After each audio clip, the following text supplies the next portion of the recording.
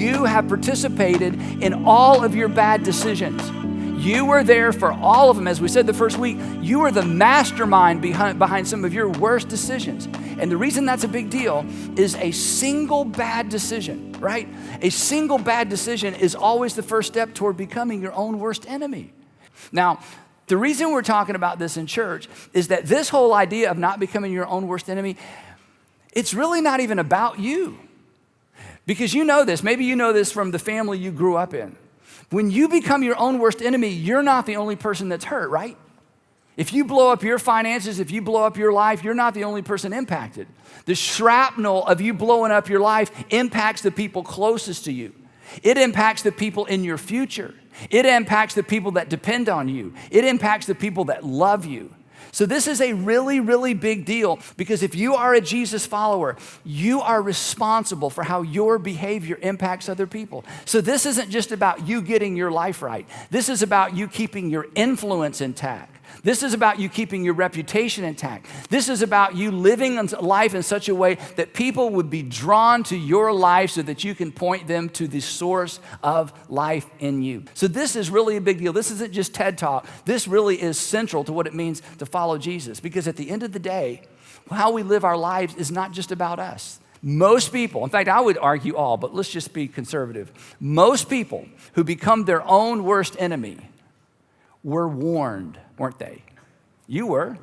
Somebody in your life said, I don't know about her. I don't know about him. I don't know about that. I don't know about that job. I don't know about that investment. I don't know about, somebody tried to warn you. That most people who become their own worst enemy, somebody tried to warn them, but they wouldn't listen. Because, and this is so important, our worst decisions, don't miss this, our worst decisions, and by worst decisions, I mean those decisions that are tipping points. Those decisions that are like points of no return.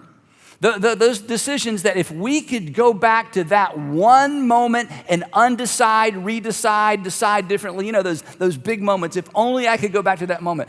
Our worst decisions are always preceded by a series of unwise decisions. That you made a series of unwise decisions that led you to the point where you made the big one. This is almost always the case when it comes to people who blow up their lives or people who become their own worst enemy. So the idea, or rather the habit, of listening to the wise voices around us is so extraordinarily important. Because if you're in the middle of making a decision right now, here's what I can guarantee you. Somebody is feeling the tension that you're ignoring. Somebody's feeling the tension you're ignoring. There's somebody around you that's connecting some dots that maybe you're not connecting. And possibly they're trying to say something to you. But because of your internal narrative, because you've already made up your mind, it's almost impossible for you to listen. So paying attention to the voices of wisdom around us is an extraordinarily important habit. And the thing is, you already know that. That's not something you haven't heard before. But for whatever reason, it's difficult for us. So you've heard this before. You know this. You've given this advice, but I'm just throwing it back at you. Find someone who has nothing to gain and nothing to lose by telling you the truth. Find someone who has nothing to gain and nothing to lose by telling you the truth. And you simply ask them, what would you do if you were in my shoes? I know you've never walked in my shoes. I know you never run a company. I know you haven't even been married before. I know. But what you seem like a wise person. What would you do if you were in my shoes? It's so simple. You don't have to sell yourself on this idea. You know this is the right approach. The question is, this is what I ask myself, is why don't we? And why won't we? And there's several reasons. For one, in many instances, we already know what they're going to say, don't we? I mean, if you already know what somebody's going to say when you ask them, you know what to do, don't you?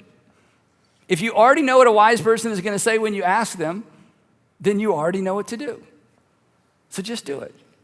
And if you're not willing to do it, ask. The other reason, and I think this is all of us, is sometimes we just don't think it's anybody's business, right? It's nobody else's business. And please don't miss this. It may not be any of their business. You are inviting them into your business. And here's why you need to do that. Because private decisions have public consequences. Private decisions have public consequences.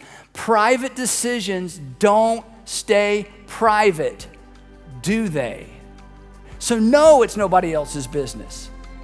Wise people make it somebody else's business. When we open ourselves up to the voices of wisdom, we make better decisions. We live with fewer regrets. We avoid becoming our own worst enemy.